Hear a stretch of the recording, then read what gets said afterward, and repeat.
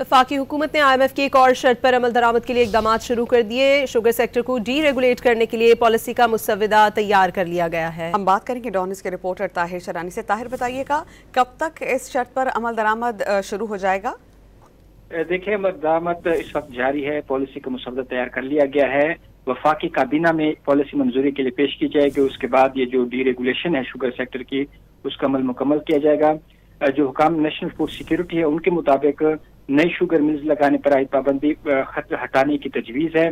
Sugar mills को खाम चीनी की दरामद की इजाज़त देने की तजवीज़ है। शुगर सेक्टर की डी रेगुलेशन के लिए कवानीन में तरामीम की तजावीज़ दी गई हैं और शुगर एडवाइजरी बोर्ड को ख़त्म न करने की तजवीज़ है। शुगर मिल्स को क्रशिंग सीजन में खाम चीनी की दरामद की इजाज़त नहीं होगी। जी, बहुत शुक्रिया, आप हमें अपडेट कर रहे थे।